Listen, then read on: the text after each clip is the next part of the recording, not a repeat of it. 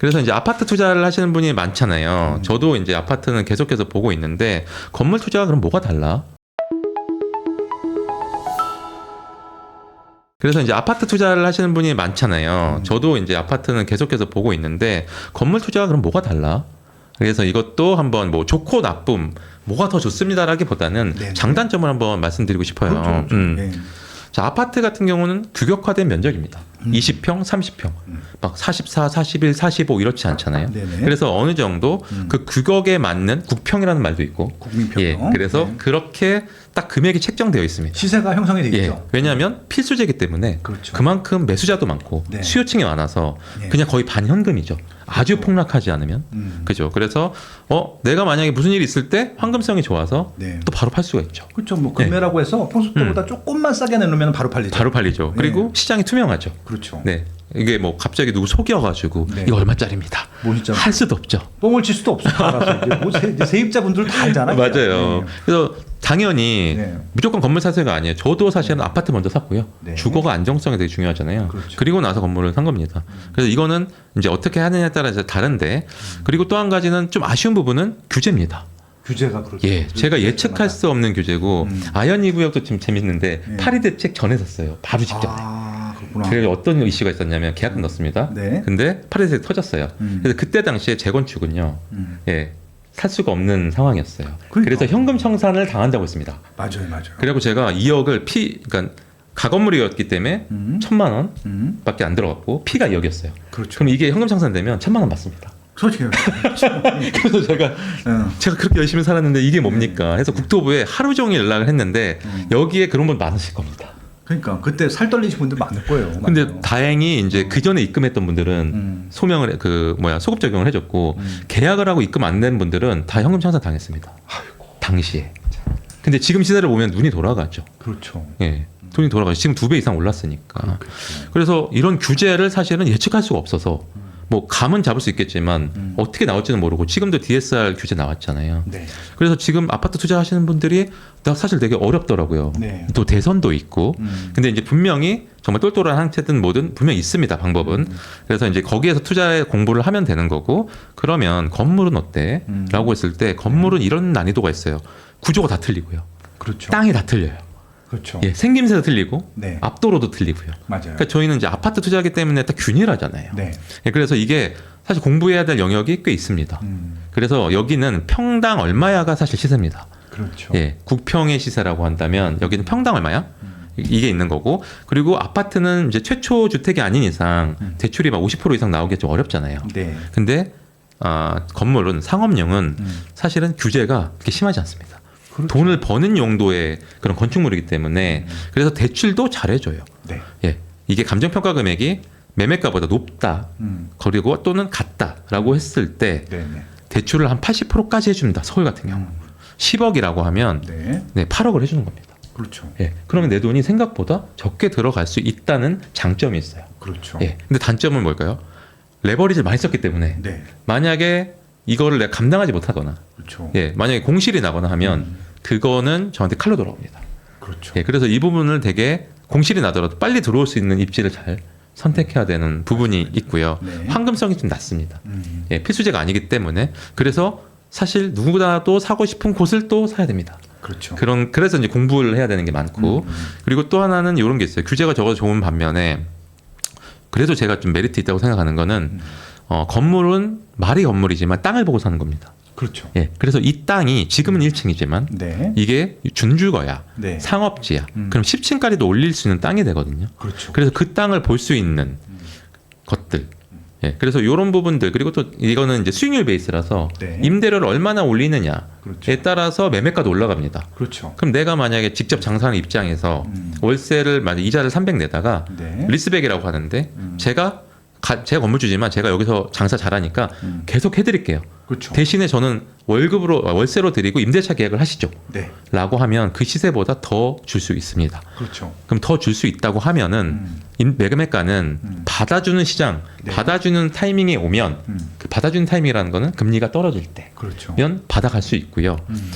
아주 단순하게 건물의 수익률은 한 3% 정도 보거든요. 서울 같은 경우. 네. 근데 내가 월세를 50만 원 올려주면 매매가가 얼마가 올라가냐면 3% 기준 2억이 올라갑니다. 그럼 내가 만약에 300을 이제 이자를 내고 있었는데 팔 때는 월세 400으로 올려주고 네. 내가 장사를 해. 그럼 문제가 없어 내는데. 그쵸. 그럼 이분은 이분한테 2억 더 올려도 네. 똑같이 3%입니다. 그러네. 네.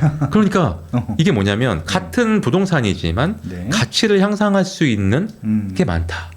그리고 상업지 같은 걸 잘 사놓으면 준주거 같은 걸 잘 사놓으면 지금은 연면적이 작지만 시행업자가 사갈 수 있습니다. 그렇죠. 네, 이런 이제 복합적인 공부를 통해 가지고 예, 이렇게 디벨롭 할 수 있다 하는 게 좀 차이가 있다. 저는 정말 장사를 잘하는 분들은 무조건 했으면 하는 바람이고 네. 안 되더라도 이 방향성을 가지고 오셨으면 좋겠다. 예, 그리고 아까 전에 장점 중에서 대출을 잘 받을 수 있다. 네네. 라는 부분이 있어서 근데 내가 20%지만 부대 비용들이 있습니다. 네네. 예, 취등록세가 한 6% 정도 되고 맞아요. 그 다음에 대출이 80%안 나올 수도 있잖아요. 그럼요. 그래서 보수적으로 한 30% 정도 이 기준은 감정 평가가 높다는 거. 그렇죠. 그럼 시세보다 좀 싸게 나왔다는 물건을 찾는다는 가정입니다. 그렇죠, 그렇죠. 예, 그러면 내 돈은 어쨌든 30%면은 한번 해볼 만하다.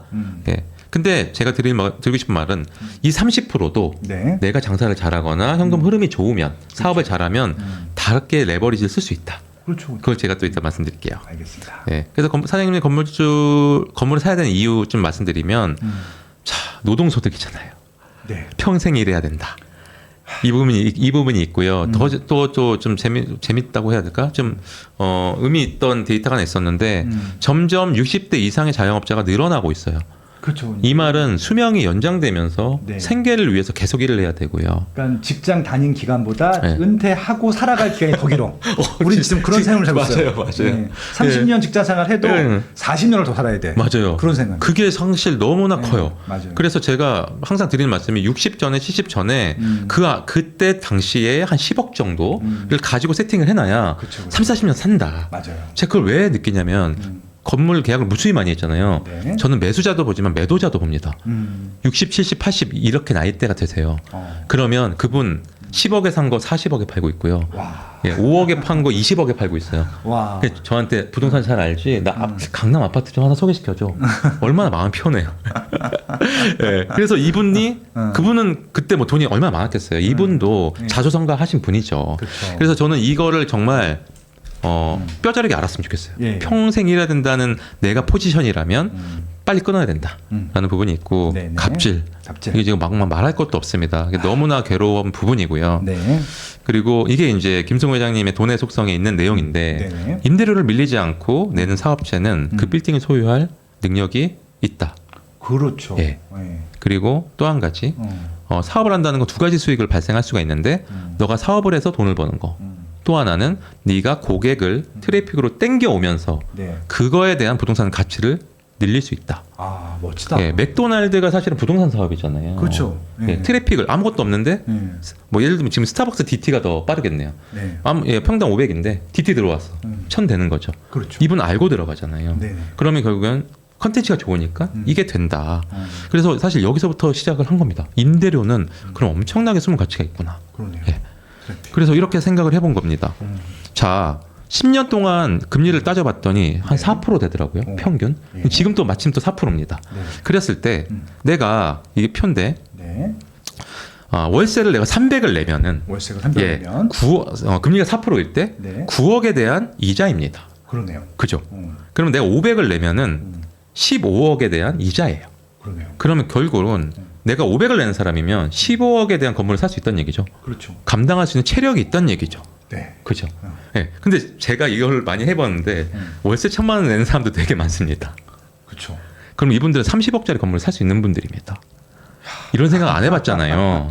월세 1,000만 원만 내지. 예. 예, 그러네요. 맞아요. 그래서 박용 의사님도 저한테 추천사를 써주셨지만 관점을 디자인하라라는 책이 저한테는 옛날에 너무나 크게 왔거든요. 이게 바로 이자와 월세의 관점을 새롭게 본 거거든요. 그래서 이거 다르구나라는 걸 느꼈고 자 그래서 이렇게 생각을 해보는 겁니다. 네. 월세 곱하기 이게 이제 4%잖아요. 네. 예, 대출액에 4%에 나누기 12 하면은 월 이자가 나오잖아요. 그렇죠. 이거를 단순하게 공식으로 하면 곱하기 300 하면 돼요. 월세 300에 월세에다가 300을 곱하면 내가 매입 가능한 건물이 나옵니다. 오. 제가 만든 공식인데. 좋네요. 예, 250 내는데요. 7억 5천짜리 건물 살 수 있고 이자 낼 수 있습니다. 좋네요. 물론 20% 있어야겠지만 네. 이거는 내가 방향성을 가지고 모으면 돼요. 그럼요. 그렇죠. 신용대출 예, 예, 500이면요 10억이에요. 예, 1,000만 원이면 30억입니다. 그러면 건물주네 진짜. 네. 그러면 제가 이거 말한다면 무슨 얘기 하겠어요? 그동안 월세 낸 거 다 더해보세요. 그 돈 버린 겁니다. 버린 거. 네. 맞아요. 이런 이야기고요. 자산의 증가에는 1도 도움이 안 된 거죠. 맞습니다. 노동소득으로만 번 거죠. 그렇죠, 그렇죠. 예, 예, 예. 그래서 제가 정말 이게 이제 라라브레드 강호동 대표님 옛날에 예, 빵집을 했던 곳인데 속리단길이에요. 속리단길이 유명하지 않을 때 들어갔는데 네네. 엄청나게 하프를 사실 만드는 거의 초창기 들어간 브랜드입니다. 우리 또 호동이가 예, 했구나. 맞아요. 호동 대표가 했던 곳인데 네. 여기서 7, 8년 정도 일을 했거든요. 근데 이거를 건물을 못 샀습니다. 그럼 그 강호동 대표가 임차인이었어요. 임차인이었어요. 그런데 여기에서 여러 가지 갑질을 당하고 너무 힘들다가 네. 이것 때문에 공부하기 시작해서 건물을 샀거든요. 근데 만약에 이분이 그걸 알았더라면 어떤 격차가 있는지를 제가 보여드릴게요. 예. 자, 이겁니다. 네. 자산 소득의 격차인데 임차를 했을 때와 매입 결국에는 내가 샀냐 안 샀냐만 다르지 그렇죠. 거기서 장사하는 건 똑같잖아요. 네네. 그죠? 그러면은 96개월 거의 한 8년 정도 임차일 때는 제가 이제 이거를 뭐 과거부터 임대료가 올랐고 했으니까 현재 기준으로 그냥 했습니다. 네. 그러면 임대료 1억에 700입니다. 그렇죠. 그렇죠. 예. 그러면 초기 비용은 보증금 1억 들어갔을 거고 네. 그다음에 권리금 한 8천만 원 정도 주고 들어갔으면 1억 8천이 초기 비용이에요. 네. 근데 이제 이걸 비교하는 거라서 인테리어는 둘 다 뺐습니다. 비교로니까.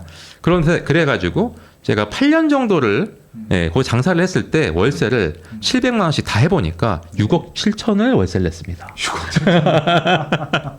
야, 예. 6억 7천. 네. 아, 그리고 예. 나올 때 그래도 화풀이 됐잖아요. 그렇죠. 그래서 보증금 1억 받고 권리금은 2억 받은 겁니다. 권리금도 오르긴 했네. 예, 올리고 했어. 그러면 3억을 받았어요. 네. 그럼 실질적으로 내 돈 8천 들어갔잖아요. 네네. 그러면 나한테는 순수는 1억 2천이란 1억 2천 이야야. 벌었네. 예. 권리금 장사. 근데 여기서 만약에 내가 권리금 받으려고 했는데 딴 사람이 예를 들어 다른 업종이 들어오는데 권리금 못 주겠대. 못 줬죠. 완전 예. 다른 업종이면 안 되지. 예. 근데 예를 들어서 갑질이 심하게 들어와서 원상복구하라고 해요.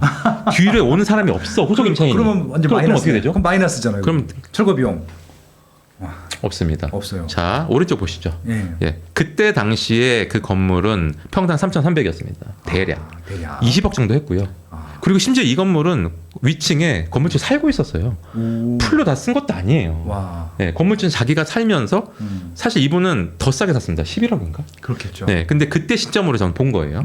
그러면 내가 이 건물을 살려면 어떻게 했냐? 아까 80% 대출 받는다고 했죠. 네. 그러면은 28에 16억 받죠. 네. 그럼 내 돈 4억.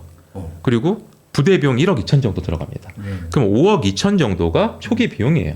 그러면 내가 보증금, 권리금, 건물 살 때는 안 들어갑니다. 네. 예. 그러면 실제로 딱 봤을 때도 한 3억 얼마 있으면 되는 거네. 현타가 오지 않을까요? 이 시절에 20평도 3억은 넘었다고 저는 기억하고 있거든요. 네네네. 예. 그렇죠. 예. 그래서 어떤 방향성에 따라. 근데 이제 그때 기준으로는 이자가 훨씬 더 낮았어요. 네네. 근데 지금 이것도 5%로 계산했어요. 16억에 5% 하니까 600만 원 정도 나오더라고요.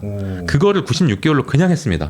과거에 금리 낮은 거 빼고 예. 했는데 6억 4천 나왔습니다. 이거 3천이면 예. 월세보다 일단 낮아. 이거 포인트입니다. 예. 장사하는 사람도 월세 6억 7천 냈는데 예. 이자가 6억 4천. 솔직히 말하면은 옛날에 2, 3% 했었거든요. 이때 맞아요, 당시에. 맞아요. 그러면은 네. 한 5억? 그러네. 몇 억을 아낄 수 있겠네. 네. 이때도 뭐 월세는 낮았겠지만 네네. 사실은 제가 말하고 싶은 건 월세랑 이자랑 또 거의 똑같다는 겁니다. 네. 그래서 이게 지금 시세로 지금 팔리진 않았지만 평당 9천 정도 합니다. 평양 93배 올랐어요? 예, 3배 올랐습니다. 와. 그러면 이게 매각가가 한 54억 되거든요. 54억. 예. 야. 지금 이렇게 들어가 보면 나와요. 시세 조사 해보면은. 네. 근데 죄송한데 제가 이제 급하게 만들다가 아까 수정을 했어야 되는데 좀 못했는데 여기에 있는 거를 무시하시고요. 네. 제가 이제 말로 설명을 드리면 제가 54억에 샀잖아요. 네. 54억에 사고 내가 또 4억 내 돈도 4억 있었잖아요. 그리고 뭐 세금 다 내고 이렇게 해보면 30억 정도가 내 수중에 들어오는 거예요. 예. 그러면 네. 내가 장사했을 때는 3억 내 돈이 들어왔죠. 이것도 네. 권리금 잘 넘겼을 때. 잘 넘겼을 때. 그러면 내가 다 정리하고 매각 차익이랑 원래 넣었던 돈 합치니까 30억이거든요. 네. 10배죠. 자, 그리고 네. 이제 순수익은 또 얼마야? 이 건물을 삼으로써 순수익. 네. 그러니까 내 돈 들어간 거 4억 빼고 예. 그럼 이 건물로만 번 돈이 26억이라는 거예요. 근데 만약에 내가 이제 8천만 원 권리금 빼고 순수익만 해도 1억 2천이잖아요. 네네. 그럼 이게 벌써 몇 배냐 이거죠. 이게 관점의 차이에 따라서 네. 그리고 내가 아는 만큼 보이기 때문에 네. 완전 다른 결과물이 나온다. 사실 오늘 영상을 보실 때 이것만 이해하셔도 뼈 때린다. 예, 그러니까 상업용 건물이라는 거는 이런 것들이 있다라는 걸 알아주시면 좋을 것 같고요. 그러네요. 네. 그래서 좀 말씀드리면 세입자 사장님과 건물주 사장님, 그러니까 제가 말하는 건 뭐 꼭 뭐 족발집 뭐 이런 게 아니라 네. 사업하시는 분들도 월세 내잖아요. 그렇죠. 저는 이제 그걸 다 보고 있는 거고요. 세입자 사장님은 월세를 내고요. 건물주 사장님은 월세 대신 이자를 냅니다. 아까 봤죠? 거의 똑같아요. 예, 세입자 사장님 보증금 권리금 내지만요. 건물주 사장님은 보증 권리금 안 냅니다. 그렇겠죠. 예, 그리고 세입자 사장님은 근로 소득만 있어요. 근데 건물주는 근로소득, 자산소득 그렇죠. 다 있습니다. 네네. 예, 월세 매년 오르죠. 음. 건물 가격, 공시지가가 매년 오릅니다. 그러네요. 예, 그리고 10년 뒤에 이런 분들 많아요. 저는 10년 보장 받았으니까 너무 좋아요. 예, 10년 뒤에 원상복구하고 나올 확률이 높습니다. 그렇죠. 근데 10년 뒤에 서울의 주요 지역을 건물을 산다고 했을 때 2배 이상 안 오르기 어렵지 않을까. 근데 물론 뭐 붕괴도 있고 버블도 있겠지만 저는 가능성 측면에서 더 오를 확률이 높다고 봅니다. 그렇죠. 그냥 이건 사견입니다. 네. 그래서 이제 매입플로우를 이제 말씀드릴 텐데요. 네. 제가 이제 보는 건 이렇게 플로어가 있습니다. 오. 옛날에는 그냥 내 돈에 맞춰가지고 무조건 찾았거든요. 네네. 그것보다는 좀 더 디테일한 기준이 필요합니다. 예, 그래서 내가 가지고 있는 돈으로 역산을 해가지고 살 수 있는 매매가를 설정하는 것도 있고요. 네. 내가 쓸 수 있는 레버리지를 포함해가지고 건물을 내가 10억을 살 수 있는 사람이 15억, 16억을 사는 것도 방법이고요. 네. 그리고 기준을 좀 타이트하게 일단 설정하기 좋습니다. 너무 광범위하게 하면은 사실 임장 다니다 끝나요. 그렇죠. 예, 그래서 처음에는 좁게 가야 되고 메타인지를 하면서 돈을 계속 모아 나가는 게 되게 중요하고요. 그리고 나서 기준 설정을 하고 나서는 그 기준을 가지고 물건 찾아야 됩니다. 네네. 근데 물건 찾는 것도 그냥 찾으면 안 되고요. 사실은 중개법이라는 것도 있지만 로컬 부동산을 잘 찾아가야 됩니다. 그렇죠. 예, 그래서 뒤에서 말씀드릴 거고 그 다음에 내가 내 기준에 맞는 거를 드리면 물건이 잘 들어옵니다. 네네. 그 중에서 이제 좋은 물건들은 분석을 하는 거죠. 그래서 그 분석이 이거 너무 괜찮은데 네. 라고 해서 수지 분석까지 마치면은 계약으로 넘어가고 그렇죠. 대출 알아보고 잔금까지 그리고 나서 액시까지 갑니다. 엑시까지. 예, 그리고 그 액시를 돼서 내가 처음에 넣은 돈, 그 다음에 시세 차익을 합쳐서 네. 그 다음으로 넘어가는 이런 플로우가 있는 거고요. 그렇죠. 기준 설정은 이런 거예요. 제가 이제 말씀드리고 싶은 거는 디테일한 건 이거예요. 필수 사항과 선택 사항. 예, 정말 나한테 필요한 게 뭔지. 네. 그 다음에 선택적으로 넣을 수 있는 게 뭔지. 그러니까 필수는 꼭 있어야 되는 겁니다. 필수에 안 들어오는 것들은 굳이 볼 필요가 없다. 네. 근데 그렇기 때문에 너무 타이트한 걸 넣으면 안 돼요. 그래서 지역이랑 금액. 그리고 감정평가 금액이 크다라는 말은 네. 내 돈을 최대한 적게 넣고 레버리지를 쓰겠다는 거고 그렇지 않은 분들은 꼭 그렇게 안 하셔도 됩니다. 다만 감정평가가 높다는 건 싸게 사는 얘기이기 때문에 네. 예, 이미 안전마진이 있다는 얘기죠. 예, 그리고 직접 쓰기 위한 거는 그러니까 상업용은 명도 이슈가 상당히 커요. 그렇죠. 예, 그래서 내가 직접 써야 되냐 아무리 좋아도 명도가 안 되면 내가 못 쓰거든요. 그렇죠. 그래서 이런 거를 안 보고 물건을 동시에 막 보면 사실 시간만 가고 이게 30평대 비교하는 것처럼 이게 비교가 안 돼요. 예, 다 틀리기 때문에 아주 다양하게 비교를 해야 돼서 네. 오히려 저는 2개구, 서울 같은 경우 2개구를 완전 파는 게 좋아요. 걸어가면 여기 평당 7천, 8천, 여기는 5천. 근데 4천 나왔네? 네. 고. 이런 걸 해야 되고요. 그리고 면적을 팍 자를 수 없잖아요. 60평인데 60평 이상만 살 거야. 59평도 사야 되거든요. 살 수 있거든요. 네네. 왜냐하면 내가 돈이 없기 때문에 그 건물에 끼워 맞춰야 되는 부분도 있습니다. 이런 것들은 배점화를 해가지고 선택사항으로 나누는 거예요. 예, 그런 항목들이 쭈루룩 있습니다. 그래서 이건 이제 제가 했던 설정인데 그래서 제가 아까 그 건물을 산 이유도 이겁니다. 마포 종로에 20억 이하. 감정평가가 18억보다 높았고요. 연면적도 60평 넘었고 도보 5분 이내였고 수익률도 되게 좋았어요. 유동인구는 좀 아쉬웠지만 땡길 수 있었고 네. 주차가 또 됐습니다. 그래서 이렇게 이것만 이제 딱 봐도 느낌이 오실 거예요. 이런 식으로 하는구나. 예. 그럼 설정을 하면 찾기가 있죠. 예, 찾기로 넘어가면은 이제 포인트인데 온라인이랑 오프라인이 있어요. 네네. 근데 중개법인 가는 걸 되게 무서워하십니다. 딱 가서 기준을 얘기를 하면 가가지고 제 3억도 있고 좀 모으면 5억도 될 것 같고요. 그럼 이분들은 사실 수수료 베이스잖아요. 그렇죠. 100억짜리 하나 10억짜리 하나 거의 하는 일은 비슷합니다. 그렇죠. 플로우가. 근데 0.9%잖아요. 완전 10배 차이 나죠. 맞아요. 예, 그래서 나한테 찐 고객, 돈이 되는 고객들을 찾기 때문에 좀 냉대나 예, 이런 것들이 있는데 내가 공부가 되어 있어가지고 이렇게 기준을 딱 들이밀잖아요. 네. 오히려 심플합니다. 예, 그분이 여기저기 안 줘도 되거든요. 그렇죠. 예, 그런 것들을 해서 꼭 한번 가보시길 바라고 로컬 부동산이 사실은 어려운 부분입니다. 부동산이 되게 많잖아요. 근데 건물을 하는 곳이 많지 않아요. 그렇죠. 아파트가 많죠. 예. 그리고 만약에 가면은 건물이 있는 곳도 가더라도 물건을 빼가는 경우가 많거든요. 네. 그래서 대부분 문전박대 당하는 경우가 많습니다. 그래서 네이버 부동산에 가셔가지고 네. 건물 토지로 검색하셔서 금액 소트 하셔가지고 거기에서 건물을 취급하는 부동산을 찾아서 꼭 예약을 하고 하셔야 돼요. 예. 나는 그리고 기준을 먼저 드리고 네네. 그러면 오히려 물건 찾아놓을 거예요. 그렇게 해서 늘려가면서 하면 되고 그리고 중개법인 같은 경우는 매물장을 줍니다. 매물 보고서. 네. 이거 사실 공부가 상당히 많이 돼요. 예, 그렇게 하면 되고 프로테크도 물건이 요즘에는 많이 업데이트가 잘 돼 있어요. 오. 그래서 동시에 물건이 사실 아파트보다 많지는 않거든요. 그래서 모든 그 채널을 통해 가지고 물건을 다 찾아봐야 됩니다. 예, 이게 좀 포인트고 이제 분석으로 가면 분석도 좀 깊어가지고 이게 플로우가 있어요. 근데 이 플로우를 이제 바쁘잖아요. 그쵸. 뭐 앞쪽에서는 손품으로 하고요. 뒤에서는 정말 10개를 받으면 네. 10개를 손품으로 분석해요. 네. 그리고 나서 요 5개 정도는 좋다 하면은 5개 정도는 임장 가는 겁니다.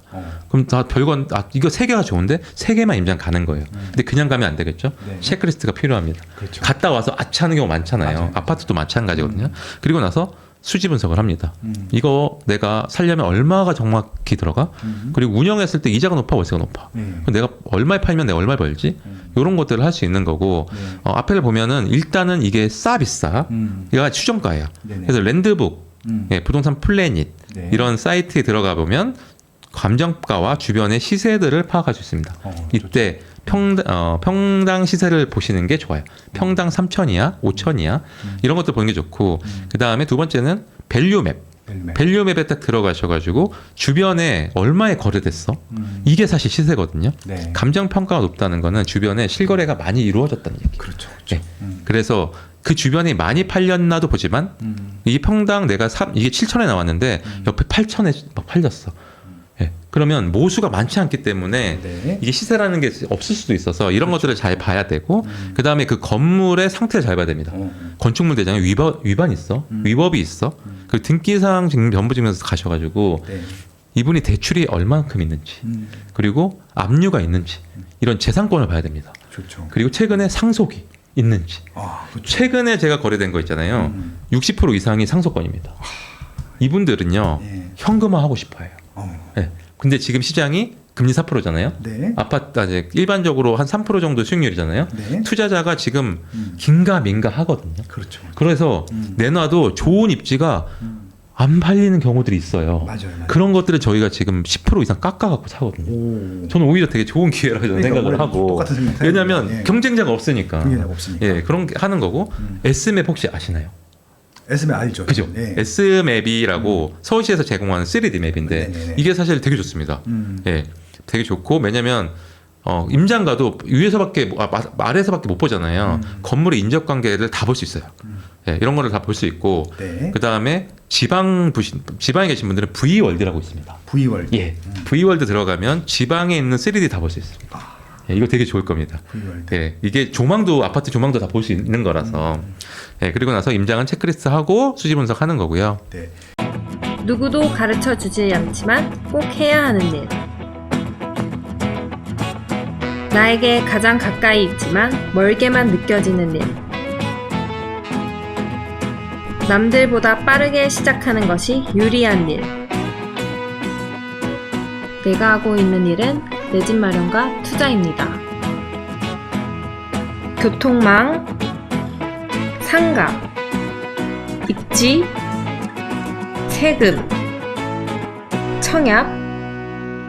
나는 이 모든 일을 스마트 튜브 경제 아카데미에서 시작하고 있습니다. 스마트 튜브 경제 아카데미.